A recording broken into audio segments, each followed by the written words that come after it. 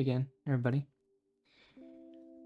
So today I have a quote that I don't really know where it's from, and it's also the title of the video, as I couldn't really think of a different way of saying kind of what the quote is already saying. And this quote, I don't remember where exactly I saw it. If any of you know the origin of the quote, then please let me know. But I just thought it was a pretty profound thought. And so it is: brilliance, once spoken, belongs to the world. And when I first heard this, I wasn't quite sure what exactly it was supposed to mean. And kind of, it was just a confusing thought. And because you don't really think of like brilliance or, I guess, enlightenment or being smart as kind of being a thing that belongs to anything, because it just is.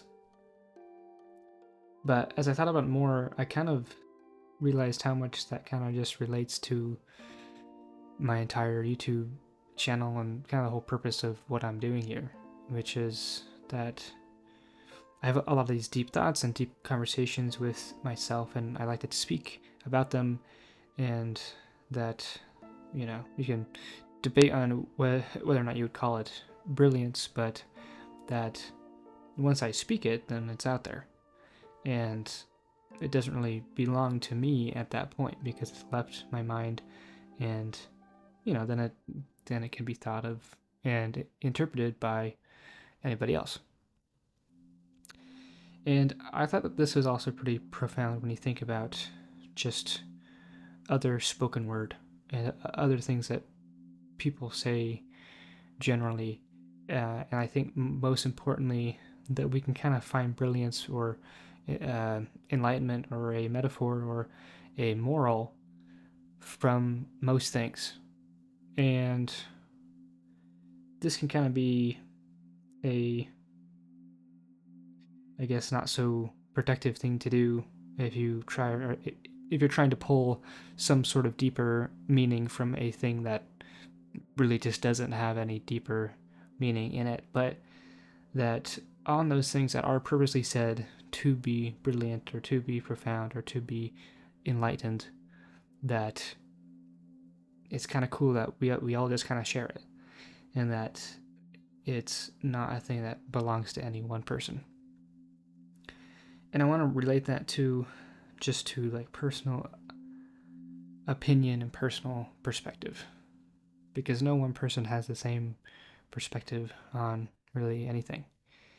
And so sharing your perspective is kind of sharing your brilliance, and sharing your interpretation can actually lead to other people thinking similarly, or at least taking part of that and adding it to their own perspective. And so in that way, it's kind of the ultimate form of sharing, is sharing thought, because thought is what drives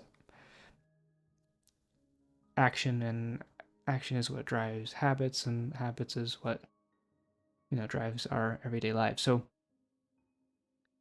I just think it's a very interesting thing to think about when you share your thoughts and all that stuff, that you're giving up your ownership of those opinions and all that stuff to the world, and now it's in a space where it can be shared, and it can be, well, either appreciated or not.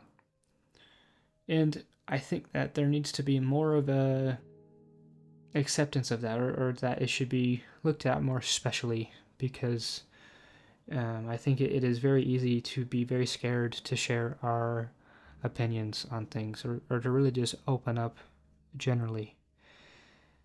And I know I feel that way with my opinions on a lot of things, because I feel like I have to filter myself when I'm around certain people, to make sure that I don't say something that's going to offend them, or that I don't want it to be an awkward interaction. But there's always a way to say things in a way just to express it as the way that you think, and what your opinion is, and it doesn't have to turn into a fight. And that once you put it out there, it's out there, and that either it's going to be received well or it's not. But of course, I want to lean more on the side of hoping that it is received well and thinking in that line and thinking more generally of things that can apply to most people. And I just think that there's a big strength in that and in the ability to share those things, because I know that I've had a lot of comments on my videos of people saying how they never really thought about the quote or what the title was in that way, and they appreciated my perspective on it. And I think that is one of the most important things that we can do in the modern day, is have those conversations and have people offer what their input is, and we can just kind of build and grow together. And that's been a big part of this channel for me too, is it's restored my faith in humanity quite a bit, because when you're online, it's very easy to just kind of see how scary everything is, and you worry that, like, man, am I the only person who thinks the way that I do? And so to find a group of people that do think the way that you do is really something special. So more broadly, or I guess more personally to me, recently I had a pretty stressful time. I'm doing great in school, but I had a little bit of a stressful day with my classes last week.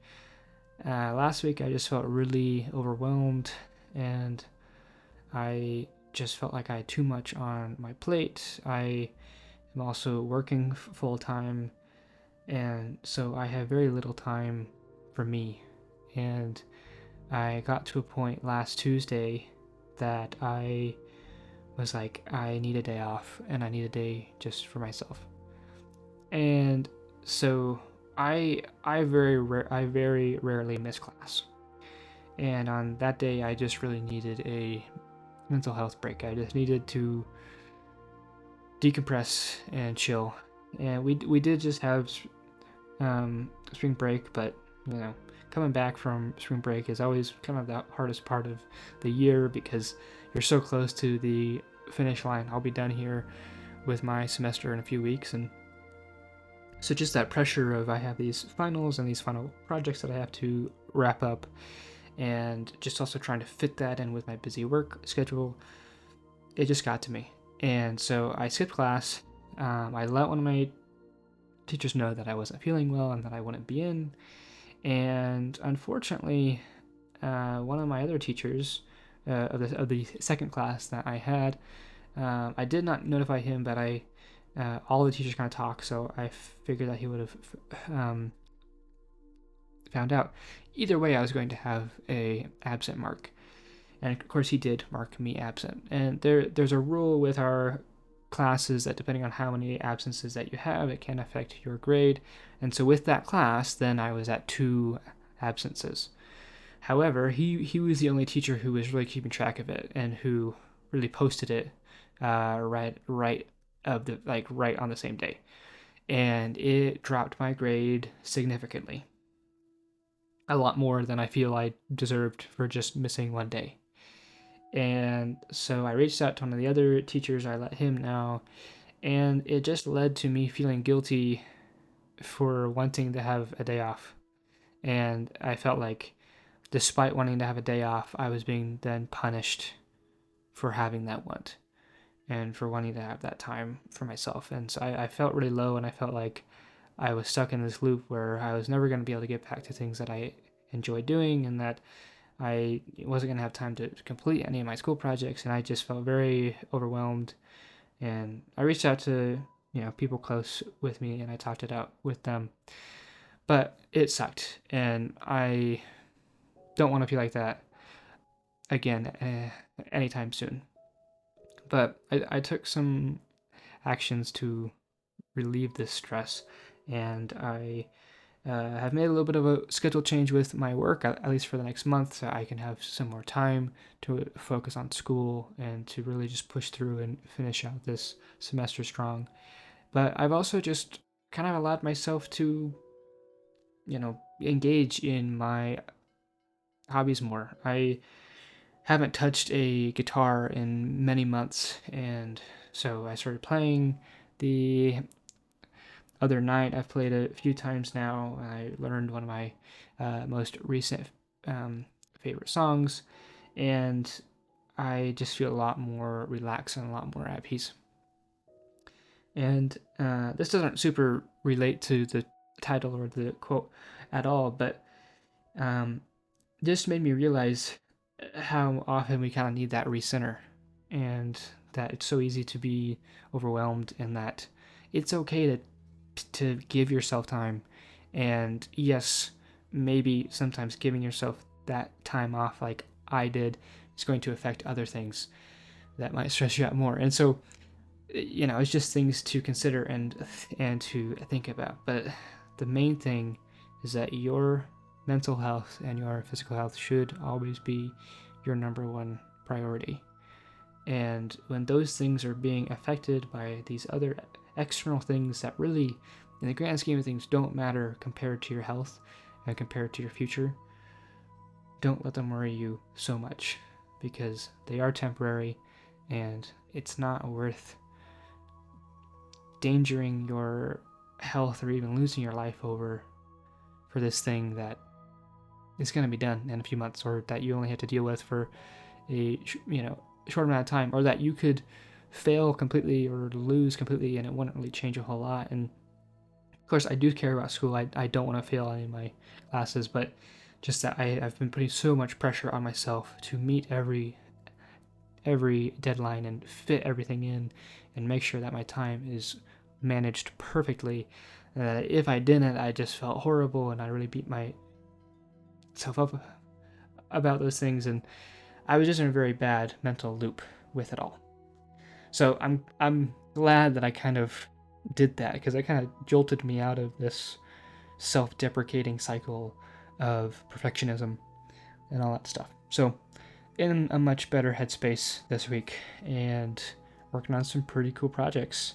I have a game that I am uh, developing, which I will have pretty much a prototype done by the end of the term, and that we will be publishing next year.